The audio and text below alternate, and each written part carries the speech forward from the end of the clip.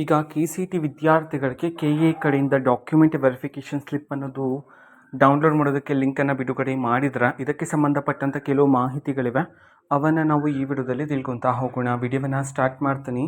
ಅದಕ್ಕಿಂತ ಮೊದಲು ನೀವಿನ್ನೂ ನಮ್ಮ ಚಾನೆಲ್ಗೆ ಸಬ್ಸ್ಕ್ರೈಬ್ ಮಾಡ್ತಾ ಇದ್ದೀರಾ, ಈ ಕೂಡಲೇ ಚಾನೆಲ್ಗೆ ಸಬ್ಸ್ಕ್ರೈಬ್ ಮಾಡ್ಕೊಳ್ಳಿ ಮತ್ತು ಲೈಕ್ ಮಾಡಿ. ಈಗ ನಾವು ಇನ್ಫಾರ್ಮೇಷನನ್ನು ತಿಳ್ಕೊತಾ ಹೋಗೋಣ. ಹೌದು, ನಮ್ಮ KA ಕಡೆಯಿಂದ KCET ವಿದ್ಯಾರ್ಥಿಗಳಿಗೆ ಡಾಕ್ಯುಮೆಂಟ್ ವೆರಿಫಿಕೇಷನ್ ಸ್ಲಿಪ್ಪನ್ನು ಡೌನ್ಲೋಡ್ ಮಾಡೋದಕ್ಕೆ ಸಂಬಂಧಪಟ್ಟಂತೆ ಲಿಂಕನ್ನು ಬಿಡುಗಡೆ ಮಾಡಲಾಗಿದೆ. ಸೊ ಆದರೆ ಆ ಒಂದು ಲಿಂಕ್ ಮೂಲಕ ಈಗ ಡಾಕ್ಯುಮೆಂಟ್ ವೆರಿಫಿಕೇಷನ್ ಸ್ಲಿಪ್ಪನ್ನು ಡೌನ್ಲೋಡ್ ಮಾಡೋದಕ್ಕೆ ಹೋದ್ರೆ ಸೊ ಅಲ್ಲಿ ನಿಮ್ಮ ಒಂದು ಡಾಕ್ಯುಮೆಂಟ್ ವೆರಿಫಿಕೇಷನ್ ಸರಿಯಾಗಿ ನಡೆದಿಲ್ಲ ಅಂತ ಹೇಳಿ ಅಲ್ಲಿ ಡಿಸ್ಪ್ಲೇ ಆಗಿರತಕ್ಕಂಥದ್ದು.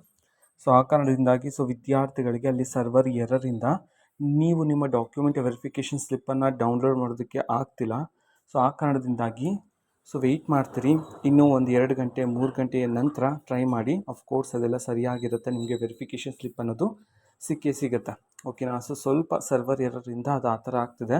ಇನ್ನೊಂದು ಏನಂತಂದ್ರೆ ಈಗ ಅಫಿಷಿಯಲ್ KA ವೆಬ್ ಸಹ ಓಪನ್ ಆಗ್ತಿಲ್ಲ, ಅಷ್ಟು ಸರ್ವರ್ ಎರರ್ ಇರ್ತಕ್ಕಂಥದ್ದು. ಸೊ ವೆಯ್ಟ್ ಮಾಡ್ತೀರಿ. ಓಕೆನಾ. ಒಂದು 10 ಗಂಟೆ 11 ಗಂಟೆಯ ನಂತರ ಮತ್ತೊಮ್ಮೆ ಟ್ರೈ ಮಾಡಿ. ಸೊ ಅಫ್ಕೋರ್ಸ್ ನೀವು ನಿಮ್ಮ ಒಂದು ಡಾಕ್ಯುಮೆಂಟ್ ವೆರಿಫಿಕೇಷನ್ ಸ್ಲಿಪ್ಪನ್ನು ಡೌನ್ಲೋಡ್ ಮಾಡ್ಕೋಬೋದಾಗಿರುತ್ತೆ. ಮಾಹಿತಿ ಇಷ್ಟ ಆಗಿದ್ದರೆ ನಿಮ್ಮ ಫ್ರೆಂಡ್ಸ್ ಆ್ಯಂಡ್ ಫ್ಯಾಮಿಲಿ ಮೆಂಬರ್ಸ್ಗೂ ಸಹ ವಿಡಿಯೋವನ್ನು ಶೇರ್ ಮಾಡಿ.